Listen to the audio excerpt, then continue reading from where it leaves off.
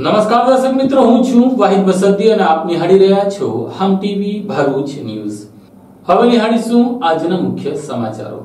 ભરૂચ તાલુકાના કાસદ ગામે ગૌચરની જમીનમાં ભરૂચ નગરપાલિકા દ્વારા કચરો નાખવામાં આવતા લોકોનો સ્વાસ્થ્યને લઈને ખતરો ઉભો થતા પાલિકાની આ ગેરકાયદેસર ડમ્પિંગ સાઇટ મામલે વિરોધનો વંટોળ ઉભો થયો છે। ભરૂચ તાલુકાના કાસદ ગામે પાલિકા દ્વારા હજારો ટન ઘન કચરાનો ગેરકાયદેસર નિકાલ કરવામાં આવતા સમગ્ર પ્રકરણની ચર્ચા આયરણે બન્યું છે। પાલિકા પાસે હાલ પોતાની ડમ્પિંગ સાઇટ ના હોવાથી સાયખા જીઆઈડીસી દૂર પડતું હોવાથી થોડા સમય પહેલા જ થામ ગામ પાસે એક ખેતર ભાડે રાખીને તેમાં કચરો ઠાલવતો હતો, જેમાં પ્રદૂષણ, દુર્ગંધ અને ગંદકીના કારણે ગ્રામજનોએ હોબાળો મચાવી થામની ડમ્પિંગ સાઇટને બંધ કરાવી હતી। ત્યારે સામા તહેવારોમાં શહેરમાં કચરાઓનો ઢગલો વધતા પાલિકાએ પુનઃ કાસદ અને થામ વચ્ચે આવેલી ગૌચરની જમીનમાં પુનઃ કોઈપણ પ્રકારની પરવાનગી વગર શહેરનો કચરો ઠાલવવાની કામગીરી શરૂ કરાઈ હતી। આ મામલે ભરૂચના જાગૃત નાગરિક અબ્દુલભાઈ કામઠીએ પાલિકા દ્વારા કાસદ અને થામ વચ્ચે ચાલતી ગેરકાયદેસર ડમ્પિંગ સાઇટ બંધ કરાવાય અને જીપીસીબી અને નહેર નિગમ દ્વારા તપાસ કરાવી આ સાઇટ બંધ કરાય તેવી માંગ કરી હતી। આ સાથે અહીંયા મરેલા જાનવર પણ હોય, કચરાના પાણીને ભળી લોકોના સ્વાસ્થ્ય સાથે ચેડા થતા હોવાનો આક્ષેપ તેમણે કર્યો હતો। આપ જોઈ શકો છો કે ભરૂચ નર્મદાની મુખ્ય કેનાલ છે પાણીની, એની બિલકુલ પેરેલલ ભરૂચ નગરપાલિકા તથા અન્ય વિસ્તારો દ્વારા અહીંયા અનલીગલ રીતે ગેરકાયદેસર રીતે એક ડમ્પિંગ સાઇટ ચાલુ કરવામાં આવેલી છે। આ ડમ્પિંગ સાઇટ ચાલુ થવાથી ભરૂચ શહેરને જે મીઠું પાણી આપે 24 કલાક નગરપાલિકા, આ તે કેનાલ છે ને એના બિલકુલ માથાની ઉપર, એના કિનારાની ઉપર તમે જુઓ કે હજારો ટન કચરો અહીંયા નાખવામાં આવેલો છે અને આ કચરો નાખવાથી એ બધો કચરો પ્લાસ્ટિક આ પાણીમાં પડે છે, એનાથી લોકોને સ્વાસ્થ્યને નુકસાન પહોંચી રહેલું છે। એક બાજુ ઉમરાજ ગામ, એક બાજુ થામ ગામ, એક બાજુ કાસદ ગામ આવેલું છે। મુખ્ય કેનાલની ઉપર અનલીગલ એટલે જીપીસીબી કે કોઈ પણ લાગતી વખતે કચેરી, ગ્રીન ટ્રિબ્યુનલ કે કાસદ પંચાયતમાંથી કોઈ પણ પ્રકારની પરવાનગી લીધા વગર જો હુકમેથી લોકશાહીનું હનન કરવા માટે આજે અહીંયા જે કચરો નાખવામાં આવે છે એનાથી તમે જોયું કે આજુબાજુના ખેતરોની હાલત જોઈ લો। આ આખા રસ્તા પર પ્લાસ્ટિકોને પડેલા છે। સરકાર મોટાને મોટા પ્રોગ્રામો કરી અને લોકોને જાગૃત કરે છે સ્વચ્છતા બાબતે અને સફાઈ બાબતે, પરંતુ તમે જોઈ શકો સફાઈના ધજાગરા ઉડી રહેલા છે, પાણીની અંદર પ્લાસ્ટિકો પડેલા છે અને આ પાણી આપણે ભરૂચ શહેરને પીવાડે જ। આ બાબતે ગ્રીન ટ્રિબ્યુનલ, જીપીસીબી, ભરૂચના કલેક્ટર શ્રી તુષાર સુમેરા સાહેબને અને નર્મદા નિગમના જે પાણી પુરવઠા હતી તેમને અપીલ કરું છું, તાત્કાલિક આ કચરો અહીંયા નાખવાનો બંધ થવો જોઈએ, એને હટાવવામાં આવે અને ગુજરાત સરકાર દ્વારા સ્વચ્છ સુંદર ભરૂચ રહે જિલ્લો તે બાબતે વિલાયત જીઆઈડીસીમાં મસ્ત મોટી એવી જગ્યા વિના મૂલ્યે ફાળવેલી છે, પરંતુ નગરપાલિકા તાનાશાહીમાં અને એમને કંઈ દેખાતું નથી, તો આ એક જગ્યા પર વૈકલ્પિક વ્યવસ્થા કરીને નાખ કરે આનાથી લોકોને શ્વાસનું જોખમાય।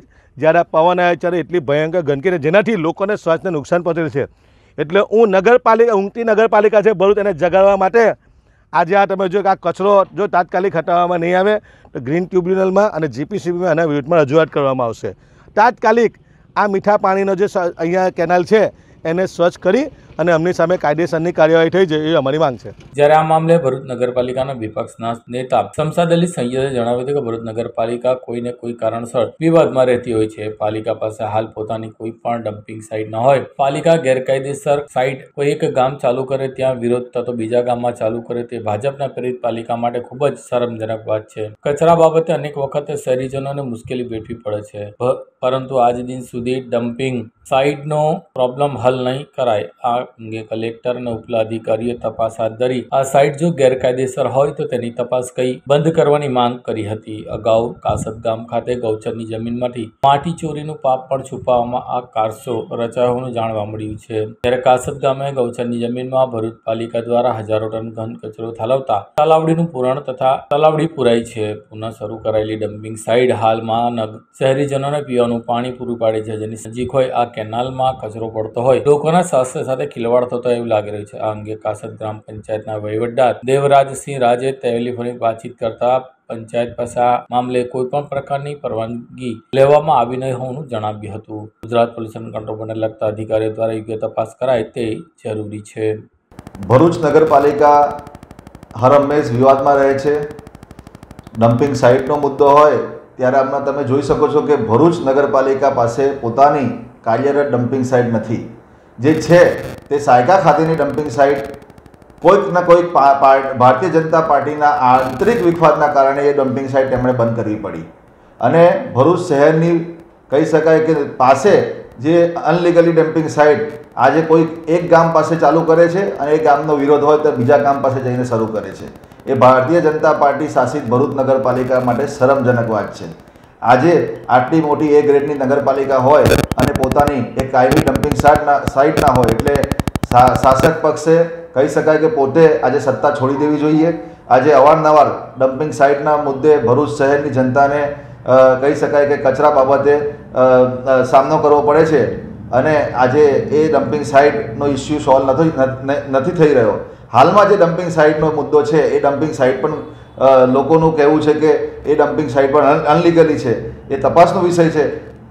કલેક્ટરશ્રી તેમજ ઉપલા અધિકારીશ્રીએ આ તપાસ કરીને જો અનલીગલી ડમ્પિંગ સાઇટ હોય તો તેને બંધ કરવી જોઈએ અને નગરપાલિકા પાસે પોતાની જે કાયમી ડમ્પિંગ સાઇટ છે તેને શરૂ કરાવવી જોઈએ એવી મારી આપને માંગ છે. સમજાભાઈ, પાણીની નહેરની બાજુમાં જ આ ડમ્પિંગ સાઇટ ચાલી રહી છે, તો આ પાણીની નહેરથી લોકો પાણી પણ પીએ તો શું કહેશો એની માટે? આરોગ્ય માટે ખૂબ જ કહી શકાય કે જે સરકાર કહે છે કે અમે આરોગ્ય માટે ધ્યાન આપીએ છીએ, પણ આ સરકારની કહી શકાય કે આ ખાડા કાન છે. આજે નહેરની બાજુમાં જે ડમ્પિંગ સાઇટ શરૂ છે એટલે ક્યાંક ને ક્યાંક સરકાર પણ અને અધિકારીઓ પણ આને પ્રોત્સાહન આપી રહ્યા છે એવું લાગી રહ્યું છે. અંકલેશ્વર હાંસોડ રોડ ઉપર આવેલી એક સોસાયટીમાં તસ્કરોએ ભર બપોરે બંધ મકાનને નિશાન બનાવી 7 લાખ ઉપરાંતના સોના ચાંદીના દાગીનાની ચોરી કરીને ફરાર થઈ ગયા હતા. અંકલેશ્વરના હાંસોડ રોડ સ્થિત સોસાયટીના બંધ મકાનના મુખ્ય દરવાજાનું તાળું તોડી ઘરમાં પ્રવેશ કરેલા અજાણ્યા તસ્કરોએ તિજોરીના લોકરમાંથી સોના ચાંદીના દાગીનાને ચોરી કરી પલાયન થઈ ગયા હતા. ગઢડાની ખાનગી કંપનીમાં ફરજ બજાવતા સંદીપભાઈ વાઘેલા ગત 16 તારીખના રોજ સવારે 5:01 વાગે ટોર્ચશીપમાં નોકરી અર્થે ગયા હતા. તેમની પત્ની, માતા અને બહેન સજોદ ખાતે આવેલા દૂરદર્શન અર્થે મકાન બંધ કરીને ગયા હતા. આ દરમિયાન બપોરે 12:30 વાગ્યાના અરસામાં તેમની બહેનને તેમના ઉપર કોલ આવ્યો કે ઘરમાં ચોરી થઈ છે. તેમ જણાવતા તેઓ ઘરે દોડી આવ્યા હતા. ઘરના મુખ્ય દરવાજાનો નકોચો તૂટેલી હાલતમાં હતો તેમજ ઘરના બેડરૂમમાં મૂકેલી તિજોરીનું લોકર પણ તૂટેલી હાલતમાં હતું અને સામાન વેરવિખેર હાલત જોવા મળ્યો હતો. અજાણ્યા તસ્કરોએ તેમના બંધ મકાનને નિશાન બનાવી મોટા હાથફેરો કરી પલાયન થઈ ગયા હતા. અજાણ્યા ચોરોએ ફરિયાદીના મકાનના મુખ્ય પ્રવેશદ્વારનો દરવાજાનો નકોચો તોડી પ્રવેશ કરી ઘરમાં બેડરૂમમાં મૂકેલ તિજોરીમાં લોકરમાં મૂકેલ કાળા રંગના પર્સ તથા છૂટા મૂકેલા સોના ચાંદીના દાગીના, સોનાનું મંગલસૂત્ર, સોનાની ચેઇન, સોનાની લક્કી, સોનાની લેડીઝ વીટી વગેરે મળી કુલ 7,95,000ના ચોરીનો અંજામ આપ્યો હતો. બનાવની જાણ અંકલેશ્વર શહેર એ ડિવિઝન પોલીસને કરવામાં આવતા પોલીસ અધિકારી સહિત પોલીસ કાફલો દોડી ગયો હતો. ડોગ સ્ક્વોડ FSLની મદદ લેવામાં આવી હતી. ભરૂચના સુગંધિત ખાતે મેળામાં આવેલા શ્રદ્ધાળુ પૈકી 4 લોકો નર્મદા નદીમાં ડૂબી જતા આ મામલે સાંસદ સભ્ય મનસુખભાઈ વસાવાએ સીધો હાથ અધિકારીઓ અને રાજકારણ હોવાથી તેઓ સામે તપાસની માંગ કરી છે. તાલુકાના સુકલતીતના ભાતીગઢ મેળામાં નર્મદામાં સ્નાન કરતા 4 લોકોના મૃત્યુ પામવાની ઘટના બાદ ભરૂચના સાંસદ મનસુખભાઈ વસાવાએ ચોંકાવનારું નિવેદન આપ્યું હતું. તેઓ નિર્દોષ લોકોના નદીના ડૂબી જવાની મૃત્યુ પામવાની ઘટના પાછળ ભરૂચ, નર્મદા અને વડોદરા જિલ્લાના વહીવટી તંત્ર જવાબદાર હોવાનો હળહળતો આક્ષેપ કર્યો હતો. એટલું જ નહીં પણ ખાણ અને ખનીજ વિભાગની મિલીભગતથી રેતી માફિયાઓ બેફામ બન્યા છે, જેનાથી નદીમાંથી ગેરકાયદેસર રેતી ખનનના કારણે આવી દુર્ઘટના સર્જાતી હોવાનું સાંસદ મનસુખભાઈ વસાવાએ જણાવ્યું હતું. અગાઉ પણ નાળેશ્વર તેમજ પોઈચા સહિત કેટલાક સ્થળે લોકોના ડૂબી જવાની મોત નીપજ્યા છે, ત્યારે વહીવટી તંત્રે અધિકારીઓના ખનીજ માફિયા ઉપર લગામ ન કસતા ઉપરોક્ત રાજકીય વર્ગ ધરાવતા લોકો પણ આ વેપલામાં સંડોવાયેલા હોવાની વારંવાર દુર્ઘટના સર્જાતી હોવાનો આક્ષેપ મનસુખભાઈ કર્યો છે. અત્રે ઉલ્લેખ કર્યો કે રાજ્યના મુખ્યમંત્રી પણ અગાઉ રેતી માફિયાઓ વિરુદ્ધ ફરિયાદ કરવામાં આવી હતી. જોકે 3 થી 4 મહિના ગેરકાયદેસર રેતી ખનન પર પ્રતિબંધ આવ્યા બાદ ફરી ગેરકાયદેસર પ્રવૃત્તિ બેફામ બની છે, ત્યારે રેતી માફિયાઓના ગાંધીનગર સુધી રાજકીય કનેક્શન હોવાનો પણ સાંસદ મનસુખભાઈ વસાવાએ આક્ષેપ કર્યો છે. ભરૂચ જિલ્લામાં ભરૂચ તાલુકાના સુકલતીત પાસે ગઈકાલે અને પરમ દિવસે બહુ ભયંકર દુઃખદ ઘટના ઘટી. ગઈકાલે ભરતીની ઓટ પણ હતી પૂરમના કારણે અને કેટલાક રેત માફિયાઓએ સુકલતીત પાસે ઊંડા ખાડા ખોદ્યા છે રેતી કાઢવાના, મશીનથી રેતી કાઢી. એમાં વેજલપુરના સામાજિક મરણોત્તર વિધિ માટે એક પરિવાર ત્યાં ગયો. એમને ખ્યાલ નહીં કે આટલા ઊંડા ખાડા છે અને તેમાં ભરતીનું પાણી, એટલે એ ઊંડા ખાડામાં ગરકાવ કરી ગયા. એમાં 3 લોકો કાલે એ મૃત્યુ પામ્યા, એક જ પરિવારના. અને એના એક દિવસ પહેલા સુરતના એક યુવાન એ પણ ત્યાં નાહવા માટે આવ્યા છે, એ પણ આ ખાડામાં રીતના પડીને મરી ગયા. આમ 2 દિવસમાં 4 આ રીતના આકસ્મિક મૃત્યુ પામ્યા છે. અને એમાં ખાસ કરીને જે રેત માફિયાઓ આડેધડ નદીમાં ગેરકાયદેસર રેતી કાઢી છે, એનું મેઇન કારણ આ છે. આ ભરૂચ તાલુકા પૂરતું જ નહીં, ઝઘડિયા તાલુકામાં ટોટીદરા પાસે પણ 4-5 વર્ષ પહેલા ઘટના ઘટી હતી. નારેશ્વર કરજણ તાલુકામાં ત્યાં પણ 4-5 વર્ષ પહેલા અમદાવાદના એક પરિવાર આવ્યું, 8 થી 9 લોકો ડૂબી ગયા હતા. અને થોડા સમય પહેલા 4-5 મહિના પહેલા જ નર્મદા જિલ્લાના ચાણોદ પોઈસા ગામે ત્યાં નર્મદા નદીની અંદર એ પણ આ રીતના ત્યાં લૌકિક ક્રિયા માટે, મરણોત્તર વિધિ માટે બધા આવતા હોય, ત્યાં પણ એક પરિવારના 4-5 લોકો આ રીતના ડૂબી ગયા. આમ દર વર્ષે કોઈ ને કોઈ આ રીતના જે રેત માફિયા જે ખાડા ખોદેલા છે, આડેધડ રેતી કાઢે છે મશીન બોટથી મૂકીને, એના કારણે ઠેર ઠેર નર્મદા જિલ્લો, વડોદરા જિલ્લો અને ભરૂચ જિલ્લો, આખા નર્મદા કાંઠામાં ઠેર ઠેર ખાડા હોય છે. અને આવી ઘટના અજાણા માણસો આવે છે, એમને ખ્યાલ હોતો નથી કે અહીંયા ખાડા ઊંડા છે, આ રીતના ભોગ બનતા હોય છે. આ તો માનવની વાત કરું, કેટલીક વખત તો પશુઓ આવી જગ્યાએ પાણી પીવા જતા હોય તો પશુઓ પણ અંદર દટાઈ જતા હોય છે. ઊંડા ખાડા હોવાના કારણે ઉપરથી ક્યાંય પત્તો પણ લાગતો નથી. આ સ્થિતિનો આખો 3 જિલ્લામાં આ સ્થિતિ છે. આના માટે અગાઉ પણ મેં વારંવાર જિલ્લા સંકલન હોય કે પછી જવાબદાર અધિકારીઓ હોય, કલેક્ટર કે પછી પોલીસ ઉચ્ચ અધિકારીઓને રજૂઆત કરી છે. 3 જિલ્લામાં, નર્મદા જિલ્લો હોય, વડોદરા જિલ્લો કે ભરૂચ જિલ્લો, અને રાજ્ય સરકારમાં પણ ભૂતકાળમાં લખ્યું છે. હા, માનનીય મુખ્યમંત્રી ભૂપેન્દ્રભાઈ પટેલ સાહેબે ગયા વર્ષે કડક હાથે કામ લીધું, એટલે 5-6 મહિના બિલકુલ આ બધી ગેરકાયદેસર પ્રવૃત્તિ અટકી ગઈ હતી, પણ ફરી પાછી આ પ્રકારની ચાલુ થઈ છે. તો આ ઘટના ઘટ્યા પછી આજે જ માનનીય મુખ્યમંત્રી સાહેબને મેં પત્ર લખ્યો છે કે આ રેત માફિયાની સામે કાયદેસરની કાર્યવાહી થવી જોઈએ, અને આવનારા દિવસોમાં ભવિષ્યમાં નિર્દોષ લોકો ભોગ ન બને એના માટે તંત્રએ કાળજી રાખવી જોઈએ. અને આના માટે મેં જવાબદાર હું ઠેરવું છું 3 જિલ્લાનો જિલ્લા વહીવટી તંત્ર, ભરૂચ જિલ્લાનું વહીવટી તંત્ર હોય, વડોદરા જિલ્લાનું વહીવટી તંત્ર હોય કે પછી નર્મદા જિલ્લાનું વહીવટી તંત્ર, આ બધા જ લોકોની મિલીભગત અને ગાંધીનગર સુધી એમની લિંક હોય. ગાંધીનગરમાં પણ ખાણ ખનીજ વિભાગના અધિકારીઓ આ રેત માફિયા સાથે જોડાયેલા હોય છે. અને કેટલાક આ રેત માફિયા બહુ મોટા રાજકીય વગ ધરાવનારા લોકો હોય છે. એના કારણે ઘણા અધિકારીઓ કાયદેસરની કાર્યવાહી કરી શકતા નથી. પરંતુ આજે જિલ્લા સંકલનની મિટિંગમાં પણ મેં કહ્યું, ગમે તેટલા મોટા કોઈ પણ ચમરબંધી હોય પણ કાયદેસરની કાર્યવાહી કરો, કારણ કે નિર્દોષ લોકોનો ભોગ બને છે. આજે વેજલપુરમાં જે પરિવારને અમે મળ્યા, જે 3 લોકો જે ભોગ બન્યા છે એ પરિવારને મળ્યા, આજે એટલા બધા ગરીબ પરિવારના છે, એટલું બધું રોદન કરે છે, આપણને એટલું બધું દુઃખ થાય છે. તો આના માટે આવનારા દિવસોમાં આવા બીજા કોઈ નિર્દોષ લોકો ભોગ ના બને એના માટે મેં પત્ર લખ્યું છે માનનીય મુખ્યમંત્રીને, અને 3 જિલ્લાના વહીવટી તંત્રને પણ હું આના વાકેફ કરવાનું છું કે ભાઈ જવાબદારી તમારી છે. ગેરકાયદેસરની પ્રવૃત્તિ તમારા નેજા આંખ હેઠળ ચાલે છે. આ જિલ્લા વહીવટી તંત્ર એટલે બધું જ આવી જાય, કલેક્ટર કચેરી હોય, પોલીસ ખાતું હોય કે ખાણ ખનીજ હોય કે બીજા મામલતદાર માંડીને બધા જ લોકોની એક સંયુક્ત જવાબદારી છે. કોઈ ખાણ ખનીજ વાળાના એટલે જવાબદારી નથી, બધા જ લોકોની એક જવાબદારી છે. તો બધાની સંયુક્ત પ્રમાણે જવાબદારી થવી જોઈએ.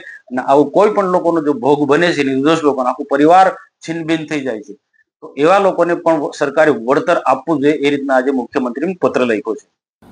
અંકલેશ્વરના ઓએનજીસી ગ્રાઉન્ડ ખાતે ક્રિકેટ રમી રહેલા ક્રિકેટરને ચાલુ મેચ દરમિયાન હાર્ટ એટેક આવતા 28 વર્ષીય ક્રિકેટરનું મોત નીપજ્યું હતું. અંકલેશ્વરની ઓએનજીસી કોલોનીમાં ક્રિકેટ રમવા ગયેલા યુવાનને ચાલુ મેચ દરમિયાન હૃદયરોગનો હુમલો આવતા તેનું મોત નીપજ્યું હતું. Ankleshwar ONGC colony cricket ground ખાતે ક્રિકેટ રમતા 28 વર્ષીય યુવક ચક્કર આવતા અને સાથે ખેંચ આવતા ધડી પડ્યો હતો. જેડીસી ખાતે આવેલ હરિકૃપા સોસાયટીમાં રહેતો 28 વર્ષીય જયમિલન રાઠવા શનિવારે સવારે ઓએનજીસી કોલોની ખાતે ક્રિકેટ રમવા આવ્યો હતો. તે દરમિયાન ક્રિકેટ રમી રહ્યો હતો. તે દરમિયાન અચાનક તેને ચક્કર આવતા અને ઉલટી થઈ હતી. તેની તબિયતને લઈને ખેંચ આવતા વધુ લથડી હતી અને ક્રિકેટરને તાત્કાલિક અસરથી નજીકના દવાખાને લઈ ગયા હતા. જોકે તબીબો તેને મૃત જાહેર કર્યો હતો. બનાવની જાણ અંકલેશ્વર બી ડિવિઝન પોલીસને થતા પોલીસ ઘટના સ્થળે પહોંચી આવી હતી. મૃતકના પિતા મનુભાઈએ જણાવતા અણવજક ફરિયાદ આપી છે. પોલીસે અકસ્માત મોત અંગે ગુનો દાખલ કરી તપાસ શરૂ કરી છે. પ્રાથમિક તપાસ બાદ તબીબે યુવાનનું મોત હૃદયના હુમલાના કારણે થયું હોવાનું તારણ આપ્યું હતું. આશાસ્પદ ક્રિકેટરના મોતના પગલે સાથી ખેલાડીઓ અને પરિવારજનોમાં ઘેરા શોકની લાગણી વ્યાપી ગઈ છે. ભરૂચના સુકલતીત ખાતે નર્મદા નદીમાં 4 લોકો ડૂબી જવાની ઘટનામાં જાગૃત નાગરિકે મુખ્યમંત્રીને લેખિત ફરિયાદ કરી જવાબદારો સામે પગલાં ભરવા અને તેઓને વળતર આપવાની માંગ કરી છે. ભરૂચ જિલ્લા માછીમાર સમાજના અગ્રણી કમલેશ મડીવાલાએ કેન્દ્રીય પર્યાવરણ મંત્રી, મુખ્યમંત્રી સહિત મંત્રીઓને અધિકારીઓને મેલ કરી રજૂઆત કરી છે કે શુક્લાતીત નર્મદા નદીના પટે ગેરકાયદેસર રેતી ખનન પ્રવૃત્તિ થયેલા 4 લોકોના મોત બાબતે જવાબદારો સામે કાયદેસરની કાર્યવાહી કરવા તથા BNS કલમ 106 સહિતના ગુનાની FIR દાખલ કરવાની માંગણી કરી છે. તેઓએ પુરાવો રૂપે તેઓએ બનાવ સ્થળે ડૂબી જનાર દેહની ચાલી રહેલી શોધખોળની સાથે વહીવટીતંત્ર અને પોલીસ તંત્રની નજર સમક્ષ ડ્રેનિંગની ગેરકાયદેસર રેતી ખનનનો ન્યૂઝ ચેનલના વિડીયો ન્યૂઝ લિંક સામેલ કરેલ છે. વધુમાં જણાવ્યું હતું કે સુકલતીતના નર્મદા નદીના કિનારે વર્ષોથી ગેરકાયદેસર રેતી ખનનની પ્રવૃત્તિ ચાલી રહી છે. સુકલતીત નર્મદા નદીના કાંઠાનો કેટલાક વિસ્તાર CRZ માં આવેલો વિસ્તાર છે. નર્મદા નદીના વહેણમાંથી ડ્રેજિંગ મશીન વડે રેતી ખનન કરવાની પ્રવૃત્તિ ગેરકાયદેસરની હોવા છતાં વહીવટીતંત્ર અને પોલીસ તંત્રની નજર સામે રહેમનજર વર્ષોથી આ ગેરકાયદેસર રેતી ખનનની પ્રવૃત્તિ ચાલી રહી છે. તેમણે ગંભીર આક્ષેપો કરતા કાયદાની પરિભાષામાં આકસ્મિક કહી શકાય, પરંતુ નૈતિકતાની દ્રષ્ટિએ જોઈએ તો ગેરકાયદેસર રેતી ખનન પ્રવૃત્તિ કરનારા ટોળકીના સભ્યો જવાબદાર વહીવટીતંત્ર અને પોલીસ તંત્રએ જ ડૂબી જનાર લોકોના મૃત્યુનું નિપજાવું હોવાનો તેમણે આક્ષેપ કર્યો હતો. ભરૂચના સાંસદ મનસુખ વસાવાએ પણ નીચે ઉપર સુધી હપ્તા જતા હોવાના અંગે રાજકીય આગેવાનોની ભાગીદારી હોવાને લઈને આક્ષેપો ગેરકાયદેસર રેતી ખનનને લઈને જવાબદાર અધિકારી અને પોલીસ તંત્રને કર્યા હતા. ત્યારે કમલેશ મડીવાળાએ કરાવેલી આ ફરિયાદમાં ભરૂચના વહીવટીતંત્રના જવાબદાર અધિકારીઓ સામે BNS કલમ 160 મુજબ ગુનો દાખલ કરવાની અને ખાતાકીય તપાસ કરવાની માંગ કરી છે. દેવ દિવાળીના દિવસે શુક્લતીતના મેળામાં જ્યારે લોકો મેળામાં આનંદ એન્જોય કરવા માટે જતા હોય, ધાર્મિક વિધિ કરવા માટે જતા હોય છે, તેવા સમયે જ્યારે લોકો નર્મદા નદીના કિનારે ધાર્મિક વિધિમાં રોકાયેલા હોય અને સ્નાન કરવા માટે જતા હોય ત્યારે એક ગોજારો દુઃખદ બનાવ તે દિવસે બનેલો હતો. દેવ દિવાળીના દિવસે અમારા વેજલપુર વિસ્તારના ભરૂચના 3 લોકોના ડૂબી જવાના કારણે મૃત્યુ થયેલા છે. 2 લોકોની ડેડ બોડી મળેલી હતી અને આજે જ ત્રીજી ડેડ બોડી પણ મળેલી છે. જે દિવસે બનાવ બનેલો તેના આગલા દિવસે પણ એક વ્યક્તિનું ડૂબી જવાના કારણે મૃત્યુ થયેલું હતું. આ મૃત્યુનું જે કારણ છે તે ફક્ત ને ફક્ત ઇલીગલ માઇનિંગ છે. ગેરકાયદેસર રેત ખનન પ્રવૃત્તિ જે છે એ પ્રવૃત્તિના કારણે આ 3 લોકોના મૃત્યુ થયેલા હતા, 4 લોકોના મૃત્યુ થયેલા હતા. આ ગેરકાયદેસર પ્રવૃત્તિ જે ઇલીગલ માઇનિંગની પ્રવૃત્તિ કરનાર છે તે ફક્ત ને ફક્ત ગેરકાયદેસર રેત ખનન પ્રવૃત્તિ કરનાર તેના સંચાલકો જ નહીં, પણ તેની સાથે સાથે ખાણ ખનીજ કચેરીના અધિકારીઓ, પોલીસ તંત્ર અને વહીવટીતંત્ર પણ જવાબદાર છે. અને તેવું સ્પષ્ટપણે અમારું માનવું છે, કારણ કે તે અધિકારીઓએ જો ગેરકાયદેસર રેત ખનનની પ્રવૃત્તિ અટકાવેલી હોત તો આવો બનાવ બનેલો ન હોત. ગેરકાયદેસર ખનન પ્રવૃત્તિની પણ કોઈ મર્યાદા હોય. બનાવ સ્થળે જોવામાં આવે તો બનાવ સ્થળે જે ખાડાઓ રેત ખનન માફિયાઓએ કરેલા છે તે 5-25 ફૂટના નથી, પરંતુ 100-150 ફૂટના ખાડાઓ કરી દીધેલા છે અને તેના કારણે લોકો ત્યાં ડૂબીને મળી રહેલા છે. જ્યાં જુઓ ત્યાં ગેરકાયદેસર રેત ખનનની પ્રવૃત્તિ ચાલી રહી છે. કોઈ ત્યાં સીમાંકન કે હદ નિશાન ખાણ ખનીજના અધિકારીઓ જે જવાબદારી તેમની છે, ફરજ છે, તે ફરજ નિભાવતા નથી અને કોઈ હદ નિશાન ત્યાં નથી. જ્યાં ફાવે ત્યાં લોકો પોતાની મનમરજી મુજબ બાપાનું રાજ હોય તે રીતે ગેરકાયદેસર રેત ખનન પ્રવૃત્તિ કરી રહેલા છે. જે શુક્રવારના દિવસે 3 લોકોના મૃત્યુ આ રેત ખનન માફિયાઓની પ્રવૃત્તિના કારણે થયેલા છે. જે સરકારી તંત્ર, વહીવટી તંત્ર અને પોલીસ તંત્ર તથા ખાણ ખનીજ અધિકારીઓની ગેરકાયદેસર બેદરકારીના કારણે આ મૃત્યુ થયેલા છે. તેના કારણે શુક્રવારના દિવસે રાતના અમે ફરિયાદ કરેલી હતી, ઉચ્ચ કક્ષાએ ફરિયાદ કરેલી હતી અને રાજ્ય સરકારમાં આ તમામની સામે કાયદેસરની કાર્યવાહી કરીને BNS 106 મુજબ, જ્યારે ખાણ ખનીજ અધિનિયમ મુજબ સેક્શન 21 મુજબ અને CRZના કાયદા મુજબ કાર્યવાહી કરવા માટેની માંગ મૂકેલી હતી. અને જે આ 4 લોકોને જે ડૂબી જવાના કારણે મૃત્યુ થયેલા હતા તેમના દરેકના પરિવારને 50-50 લાખનું વળતર આપવામાં આવે તેવી રજૂઆત કરી હતી. અંકલેશ્વરના મરોડા રોડ ઉપર આવેલી બુરહાની ક્રિકેટ ગ્રાઉન્ડ ખાતે મુલ્લાવાડ પ્રીમિયર લીગની બીજી સિઝન ટુર્નામેન્ટનો પ્રારંભ થયો હતો. અંકલેશ્વરના ઉમરવાડા રોડ ઉપર આવેલા બુરહાની ક્રિકેટ ગ્રાઉન્ડ ખાતે મુલ્લાવાડ પ્રીમિયર લીગની બીજી સિઝનનો પ્રારંભ થયો હતો. 6 ક્રિકેટ ટીમે ટુર્નામેન્ટનો ભાગ લીધો હતો. યુવાનો અને ક્રિકેટરો એક મંચ મળ્યા અને યુવાનોના રજાના દિવસે રમતગમત જેવી પ્રવૃત્તિઓ સાથે જોડાય એવા આશ્રયથી અંકલેશ્વરના ઉમરવાડા રોડ પર આવેલ પુરાની ક્રિકેટ ગ્રાઉન્ડ ખાતે સતત બીજી વાર મુલ્લાવાડ પ્રીમિયર લીગનું આયોજન કરવામાં આવ્યું, જેમાં મુલ્લાવાડ વિસ્તારની 6 ક્રિકેટ ટીમોએ ભાગ લીધો હતો. અત્રે ઉલ્લેખ કર્યો કે આઈપીએલ જેવા જ માહોલ રચવા આઈપીએલની ટીમોની જેમ જ મુલ્લાવાડ વિસ્તારની ક્રિકેટ ટીમોના નામો રાખવામાં આવ્યા હતા. આ ક્રિકેટ ટીમોમાં Mullawad super king, kings 11 Mullawad, Mullawad knights, Mullawad lions, Mullawad warriors અને મુલ્લાવાડ હન્ટર્સ ટીમ વચ્ચે ક્રિકેટ મેચ રમાઈ હતી. સવારથી સાંજ સુધી ચાલનારી ક્રિકેટ ટુર્નામેન્ટમાં વિજેતા ટીમને પ્રોત્સાહક ઇનામ અને ટ્રોફી જીત અને આમંત્રિતોના હસ્તે કરવામાં આવનાર છે. मैं Abdul Wajid Lakdawala, ownership of Mullawad cricket association. इस टूर्नामेंट में जितनी भी टीमों ने जो भाग लिया है और स्पॉन्सरशिप में जो भाग लिया है, मैं सबको थैंक यू बोलना चाहूँगा. गए साल जो टूर्नामेंट की थी और इस साल है, तो एक कदम एक स्टेप जो आगे बढ़ के हमने की है, उसका श्रेय हमारे मुल्लावाड़ के यंग टैलेंट और स्पॉन्सर और ऑर्गेनाइजर पे जाता है. मैं तहे दिल से सबका थैंक यू और शुक्रिया अदा कहना चाहूँगा. कितनी टीम शामिल है? 6 टीम इसमें भाग ले रही है. 6 टीम एक ही मोहल्ले की है, मुल्लावाड़ अंकलेश्वर. હું ઇકબાલ મુનશી, રહેવાસી મુલ્લાવાડ અંકલેશ્વર. આજ રોજ પુરાની સ્પોર્ટ્સ ક્લબ ઉમરવાડાના ખૂબસૂરત ગ્રાઉન્ડ ઉપર મુલ્લાવાડ પ્રીમિયર લીગ સિઝન 2 નું આયોજન કરવામાં આવ્યું હતું. આમાં 6 ટીમોએ ભાગ લીધેલ છે. આ ટુર્નામેન્ટ ફક્ત મુલ્લાવાડના પ્લેયરો માટે છે અને આ ટુર્નામેન્ટ રમવાનો અમારો ધ્યેય ફક્ત એ જ છે કે મુલ્લાવાડના નવયુવાન ટેલેન્ટને બહાર કાઢવાનું છે. બીજું કોઈ અમારો મતલબ નથી. કારણ કે તમે જોયું હશે, ઇન્ટરનેશનલ ક્રિકેટમાં બી જોયું છે કે હમણાં ટેલેન્ટને મહત્વ આપવામાં આવે છે. આપણા જ ગામના, આપણા જ ભરૂચ જિલ્લાના, આપણા ઇક્કર એક્સપ્રેસના ઓલાના નામે મશહૂર આપણા ક્રિકેટર મુનાફભાઈ પટેલ લઈ લઈએ. એ પણ એક સાધારણ ફેમિલીમાંથી આવતા હતા ને આજે એમણે સાધારણ ફેમિલીમાંથી નાનકડા ઇક્કર ગામના રહેવાસી આજે દુનિયામાં પોતાનું નામ કમાઈ લીધું છે. આવી જ રીતે આજે ટેલેન્ટથી બધું થાય છે. અમે મુલ્લાવાડના નવયુવાન ક્રિકેટરોને આગળ લાવવા માટે આ એક મુલ્લાવાડ પ્રીમિયર લીગ સિઝન 2 ચાલુ કરેલ છે. અમારું મેઇન પર્પસ કશું નથી. અમારા ફળિયાના છોકરાઓ તરક્કી કરે, ઉન્નતિ કરે, ક્રિકેટમાં આગળ જાય, એ અમારું પ્રથમ ધ્યેય છે. હું અમારા મુલ્લાવાડના નવજવાન છોકરાઓને મુબારકબાદ આપવા માંગુ છું કે મેં આ બીજા વર્ષ સતત સઘન મહેનતથી, સઘન પ્રયાસથી આ ટુર્નામેન્ટનું આયોજન કર્યું છે અને આ ટુર્નામેન્ટ ખરેખર આ અમારા ફળિયા માટે એક પ્રેરણાદાયક છે, એક મહત્વપૂર્ણ છે. અમારી એકતાને સાબિત કરે છે, અમારી અખંડિતતાને સાબિત કરે છે. અને હું ફરીવાર એકવાર વાજીદભાઈ લાકડાવાળા છે, એની ટીમ, એને હું મુબારકબાદ આપું છું. એની 4 મહિનાની મહેનત આજે સ્પોન્સર શોધવા, અને ખબર છે હું વર્ષોથી ઓફિશિયલ કોમેન્ટેટર છું ભરૂચ ક્રિકેટ એસોસિએશનનો અને બીપીએલ સિઝનનો બી કોમેન્ટેટર છું. મને ખબર છે આ ટુર્નામેન્ટ કેવી રીતે રમાડવામાં આવે છે. સ્પોન્સર શોધવું એ સૌથી અઘરું કામ છે. આ લોકોની મહેનતને ખરેખર બિરદાવવા લાયક છે. અમારા જેટલા બી સ્પોન્સર છે એ લોકોનો બી હું આભાર માનું છું. આ અમારા એરિયાના કાઉન્સિલર છે અમીરભાઈ મુલ્લા, એ હંમેશા અમારા નવજવાન છોકરાઓને પ્રોત્સાહિત કરે છે અને પોતાનું યોગદાન પણ આપે છે. આ ટુર્નામેન્ટમાં જેટલા બી સ્પોન્સરશીપ આપી છે તે બધાનું હું અમારા મુલ્લાવાડના વ્યક્તિ વતી ધન્યવાદ આપું છું, ધન્યવાદ કરું છું અને અભિનંદન પાઠવું છું. Thank you very much. જય Hind.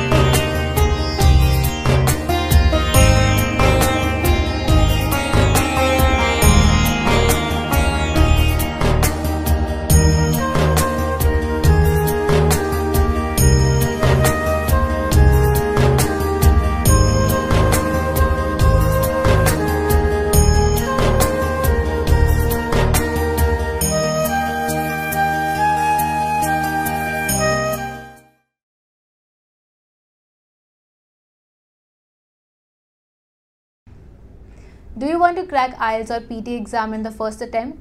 Do you face problems in vocabulary learning? Are you not able to find the right location of answers in reading module?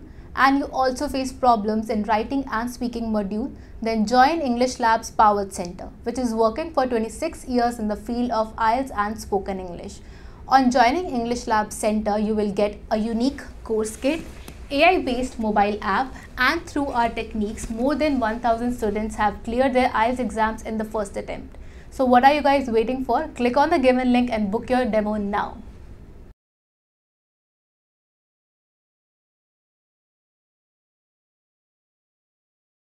Ankleshwar તાલુકાના ઉછાલી ગામે 3 બકરાનું મારણ કરી ગ્રામજનોમાં ફફડાટ ફેલાવનાર દીપડો પાંજરે પુરાયો હતો.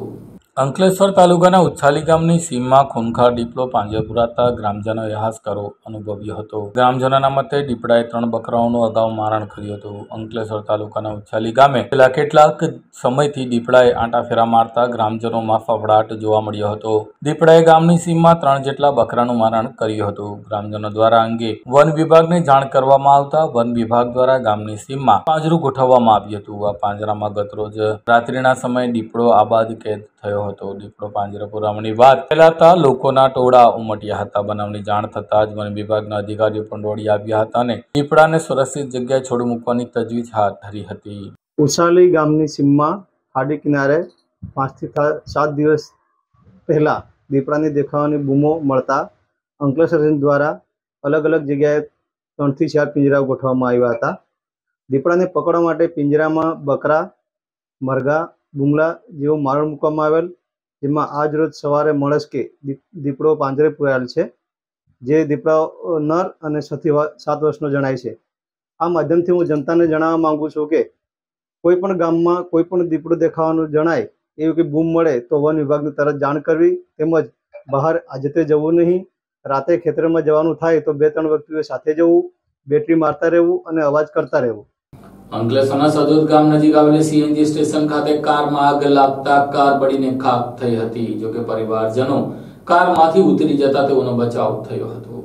અંકલેશ્વરના હાસોટ સ્થિત સદોદ ગામ નજીક આવેલા સીએનજી સ્ટેશન પર ગત મોડી રાત્રિના કારમાં આગ ફાટી નીકળતા દોડધામ મચી હતી. અંકલેશ્વરથી સુરતને જોડતા સ્ટેટ હાઈવે પર સદોદ ગામ નજીક સીએનજી સ્ટેશન ઉપર ગત મોડી રાત્રિના સમયે કારમાં આગ ફાટી નીકળતા કારમાં આગ ફાટી નીકળવાની ઘટનાને લઈને દોડધામ મચી જવા પામી હતી. અંકલેશ્વર નગરપાલિકાના ફાયર ફાઈટરોને ઘટનાની જાણ થતાં તેઓ ઘટના સ્થળે પહોંચ્યા હતા અને આગ ઉપર પાણીનો મારો ચલાવ્યો હતો. ઝઘડિયા તાલુકાના ગોવાલે ગામના પરિવારે સદોદ ગામ ખાતે લગ્ન પ્રસંગ હોય તેઓ સ્ટેશન પર સીએનજી રિફિલ કરવા જતા તે સમયે જ આગ લાગી હતી. જોકે સીએનજી સ્ટેશન પર ફાયર સેફ્ટીના સાધનો અભાવ હોય સમગ્ર કાર આગમાં બળીને ખાખ થઈ હતી. સમગ્ર સમય સૂચકતા વાપરી પરિવાર નીચે ઉતરી જતા તેઓનો આબાદ બચાવ થયો હતો.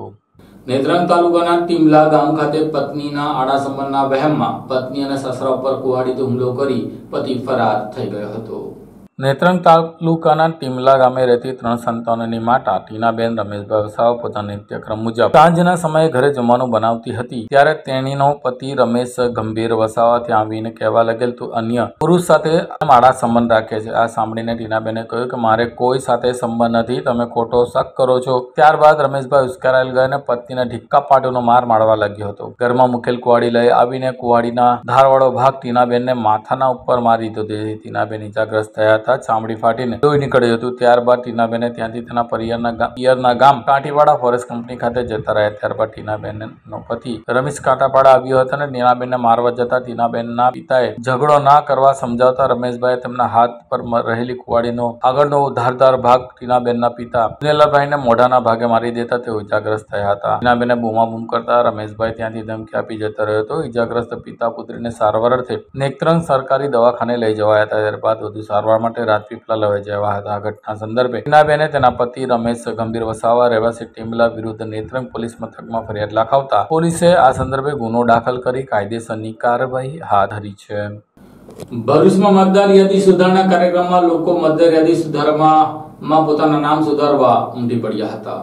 આજરોજથી મતદાર યાદી સુધારણાનો કાર્યક્રમ પ્રારંભ થઈ ચૂક્યો છે, ત્યારે ભરૂચ જિલ્લામાં અનેક ગામોમાં કાર્યક્રમોમાં નામો રહી ગયેલા ભૂલ સુધરી અને પોતાનું નામ ઉમેરી શકાય તે માટે 1/25 રોજ 18 વર્ષ પૂરા થતા હોય તેવા આ લોકો માટેનો કાર્યક્રમ લાભ લે એના માટે આયોજન કરવામાં આવ્યું, જેમાં ભરૂચ પશ્ચિમ વિસ્તારના વોર્ડ નંબર 1 માં લોકોએ લાભ લીધો હતો. હજુ આવનાર 23/11/2024 ને શનિવાર તથા 24/11/2024 ના રોજ આ કાર્યક્રમ દરેક મતદાર મથક બૂથ પર રાખવામાં આવશે. ભરૂચના વોર્ડ નંબર 1 ના કાઉન્સિલર સલીમભાઈ અમદાવાદીએ ભરૂચ એપીએમસી બૂથ ખાતે, ભરૂચ ડેન્ટલ કોલેજ બૂથ ખાતે મુલાકાત લીધી હતી. ભરૂચ શહેરના લોકોએ આ કાર્યક્રમનો વધારેથી વધારે લાભ લે તેવી અપીલ તેમણે કરી હતી.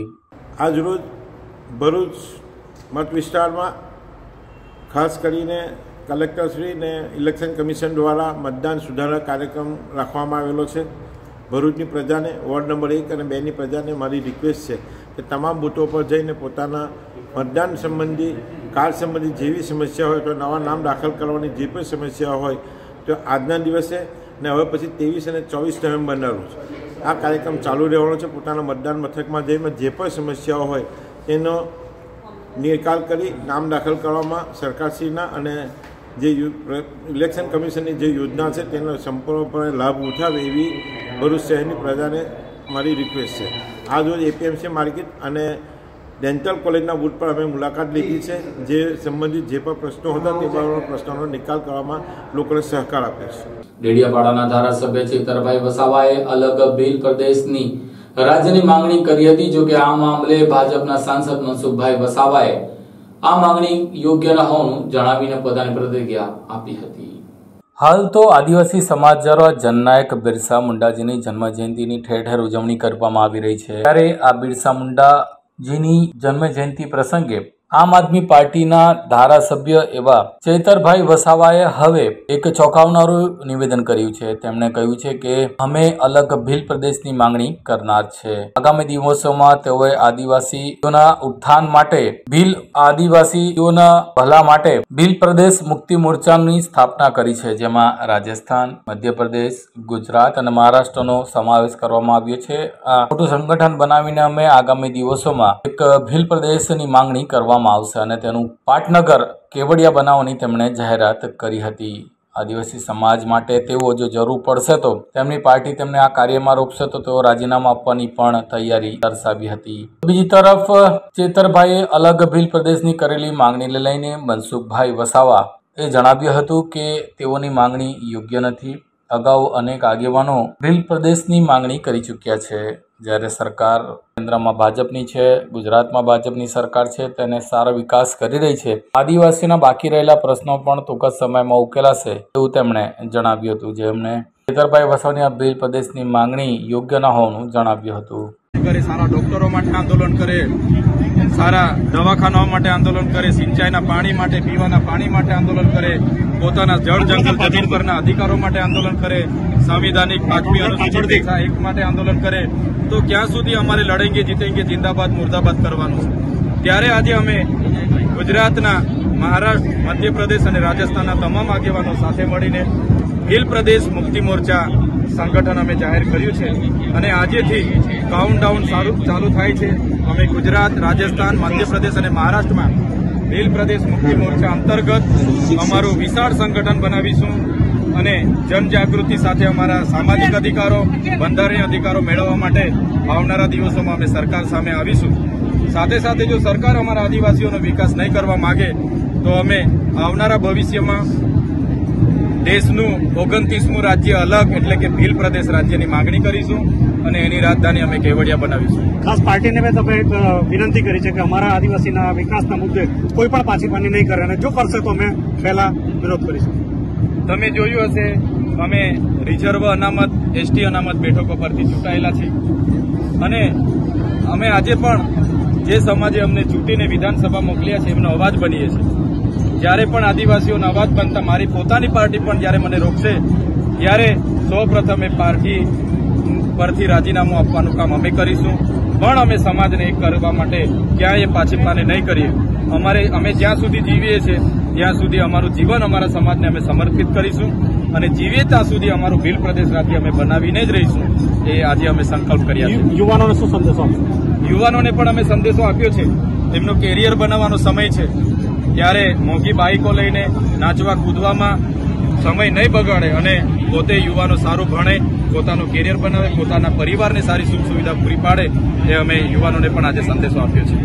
ચૈતરભાઈ અલગ બિલિસ્તાનની માંગણી ગઈકાલે બિરસા મુંડા જન્મ જયંતિના પ્રસંગે માંગણી કરી, એના પહેલા પણ અગાઉ તેઓ માંગણી કરી ચૂક્યા છે.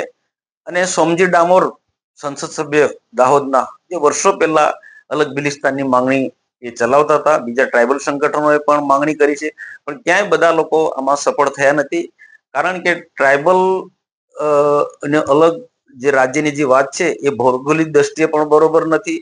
અને આજે ભારતીય જનતા પાર્ટીના શાસનની અંદર આદિવાસીઓના ઘણા બધા પ્રશ્નો આજે ભારતીય જનતા પાર્ટીના સરકાર ઉકેલી રહી છે.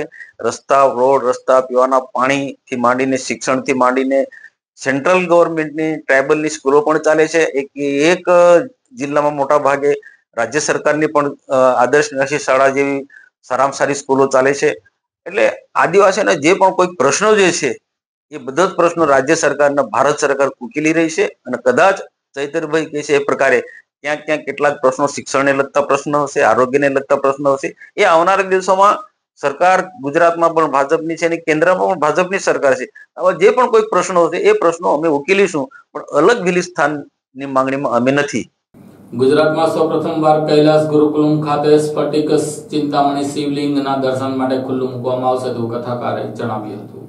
ગુજરાતમાં સૌપ્રથમવાર કૈલાસ ગુરુકુલમ ખાતે સ્થાપિત થનાર સૌથી મોટું સ્ફટિક ચિંતામણી શિવલિંગ ભક્તોના દર્શન માટે મૂકવામાં આવ્યું, જેના દર્શન માત્રથી પવિત્ર થવાય તેવા પતિત પાવનમાં નર્મદાના સાનિધ્યમાં ભરૂચ શહેરને આંગણે 19મી નવેમ્બર સુધી બપોરે 2 વાગ્યાથી 5 કલાક સુધી સંતોષી માતા મંદિર પાસે અયોધ્યાનગર લિંક રોડ ભરૂચ ખાતે ચાલી રહેલા શ્રી શિવ મહાપુરાણની કથાકાર શ્રી ભુગેશભાઈ જોશીએ જણાવ્યું હતું કે ગુજરાતમાં સર્વપ્રથમવાર ડાકોર પાસે આવેલા કૈલાસ ગુરુકુલમમાં સૌથી મોટા સ્ફટિક ચિંતામણી શિવલિંગની સ્થાપના કરવામાં આવશે. આ પ્રસંગે તેમણે વધુ જણાવ્યું હતું કે આ સ્ફટિક ચિંતામણી શિવલિંગ 31 કિલો ચાંદીની જલાહારીમાં મૂકવામાં આવશે. સ્ફટિક ચિંતામણી શિવલિંગ હિમાલયમાં સૌથી ઊંચા કૈલાસ શિખર ઉપર જ્યાં ક્યારેય બરફ ઓગળતો જ નથી અને એ બરફના થર પર થતા જાય છે. ઘણા વર્ષોની પ્રક્રિયા બાદ સૌથી નીચેના બરફના થર પર વજન આવવાથી તે બરફનું પારદર્શક પથ્થર સ્ફટિક બની જાય છે અને આ સ્ફટિકમાંથી બનાવવામાં આવતો શિવલિંગને સ્ફટિક ચિંતામણી શિવલિંગ કહેવામાં આવે છે. શિવ મહાપુરાણો દર્શાવ્યા મુજબ શિવલિંગને તાંબા પિત્તળના થાળીમાં મૂકી શકાય છે. ત્યારે આગામી તારીખ 19મીના રોજ એટલે કે કથાના અંતિમ દિવસે સવારે 10 થી 12 વાગ્યા સુધી સ્ફટિક ચિંતામણી શિવલિંગ ઉપર ગંગાજળ, નર્મદા જળ, સવા મણ દૂધનો અભિષેક કરવામાં આવશે, જેનો શિવ ભક્તોએ લાભ લેવા અનુરોધ કરવામાં આવ્યો છે. સ્ફટિક ચિંતામણી આ શિવલિંગ મેં તમને જે આ નાનું સ્વરૂપ જે બતાવ્યું, નાનું સ્વરૂપ એ તમે તમારા ઘરમાં પૂજામાં રાખી શકો. જો પૂજા ન કરતા હો ભગવાનની અને તમે પૂજા ઘણા ઘરમાં પૂજાનું સ્થાન ન હોય તો કંઈ વાંધો નહીં, તમે આ જે છે એ તમારી તિજોરીમાં રાખી શકો. ક્યાં રાખવાનું? તિજોરીની અંદર, જ્યાં લક્ષ્મીજી નિવાસ કરતા હોય ત્યાં. ઓમ ત્રંબકમ યજામહે સુગંધિ પુષ્ટિવર્ધનમ. દર્શન થાય છે ને બધાને? ઉર્વારુકમેવ વંદના મૃત્યુર્મોક્ષીયમામૃતા. હજી તો વાત ચાલે છે ત્યાં ચિઠ્ઠી આવી ગયેલો. આજે આ છે ને, આ બોક્સ છે, ડબ્બી, આને આમ ખોલવાની અને આની અંદરથી આ શિવલિંગ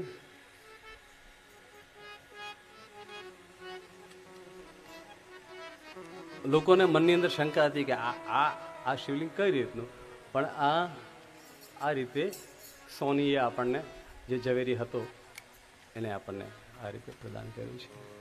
ખ્યાલ આવ્યો? આ શિવલિંગ કેવી રીતે રાખવાનું એ પણ તમને વાત કરી દઉં કે આ શિવલિંગ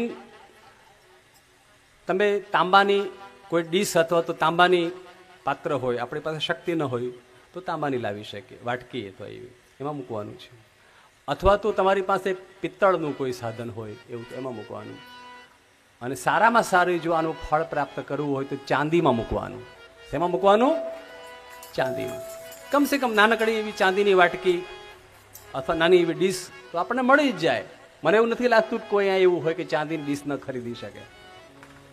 ભગવાન સૌને શક્તિ આપે. ચાંદી તો લાવી અને એની અંદર આ શિવલિંગ પધરાવી દેવાનું. દરરોજ એની ચંદનથી પૂજા કરવાની, એને નવરાવાનું, એને દૂધ ચડાવવાનું, જે કંઈ તમે પૂજા કરી શકો એટલી કરવાની અને પાછું એમાં ને એમાં મૂકી દેવાનું. અને જો ભગવાન શક્તિ આપે ને તો સોનાની વાટકીમાં પણ મૂકી શકાય. વાલા અંકલેશ્વરના વિપશ્ય સાધના પરિચયનો કાર્યક્રમ યોજાયો હતો. અંકલેશ્વર જીઆઈડીસીના ડાયમંડ ટ્રિલર થિયેટર ખાતે વિપશ્ય સાધના પરિચય કાર્યક્રમનું આયોજન કર્યું હતું, જેમાં મોટી સંખ્યામાં સાધકોએ ભાગ લીધો હતો. વિપશ્યના ભારતની પ્રાચીન સાધના વિધિ છે અને આજે જીવનશૈલીના મનોવિકારને જળમૂળથી દૂર કરતી ચિત્ત શુદ્ધિની આ સરળ, વૈજ્ઞાનિક અને બિન સાંપ્રદાયિકતા વિદ્યા છે. આ વિપશ્યના સાધનો કેવી રીતે અને કેટલા અંશે ઉપયોગી છે તેનો પરિચય કેળવવા એક કાર્યક્રમ યોજાયો હતો. આ કાર્યક્રમમાં ઝઘડિયા તાલુકાના ઊંચડિયા ગામ સ્થિત નર્મદા વિપશ્યના સાધન ધ્યાન કેન્દ્ર દ્વારા યોજવામાં આવ્યો હતો. विपश्यना कोर्स से मुझे जो मेरे जीवन में आलस है, समय पे उठ नहीं पाती, समय से अपना काम पूरा नहीं कर पाती हूँ, काम को प्रोक्रास्टिनेट करती हूँ या फिर मेरी वर्क लाइफ और सोशल लाइफ बैलेंस नहीं है, इस वजह से मैं खुश नहीं रह पाती हूँ, परिवार को साइड से वो प्रेम नहीं दे पाती हूँ जैसा एक्चुअल मेरे अंदर है उनके लिए. ये सारी जो समस्याएं हैं, ये सब का समाधान की उम्मीद से मैं इस कोर्स में आई और 10 दिन के कोर्स का आज समापन हुआ है और मुझे लगता है कि मुझे जो मेरी अपेक्षाएं उससे ज़्यादा बढ़कर मिल गया. मैंने जो ये समस्याएं जो मैं लेकर आई थी वो मुझे अब समझ में आता है कि सब तो भौतिक लेवल की समस्याएं हैं, उससे बहुत अंदर चित्त में ऐसी बहुत सारी समस्याएं हैं जो बहुत समय से पड़ी रहती हैं और उन समस्याओं को उसका समाधान विपश्यना कोर्स देती है. और मुझे उम्मीद है कि विपश्यना कोर्स का जो मुझे क्रिया समझाई गई है विपश्यना की, उसको कर करके मैं घर जाके उन सारी जो स्थूल परेशानियां हैं जो बहुत समय से अंदर है उन सब से निवारण पाऊंगी और मैं अपने परिवार को और मेरे आसपास सभी को रिकमेंड करूंगी कि विपश्यना जरूर करें, क्योंकि ये एक ऐसी चीज़ है जो हमें बहुत सारी बड़ी समस्याओं से मुक्ति दिलाती है और हमें ये समझाती है कि जीवन को जीना कैसे चाहिए. આ સાથે ટીવી ભરૂચના સમાચાર પૂર્ણ થાય છે. આવતીકાલે ફરી મળીશું. ત્યાં સુધી રજા આપશો.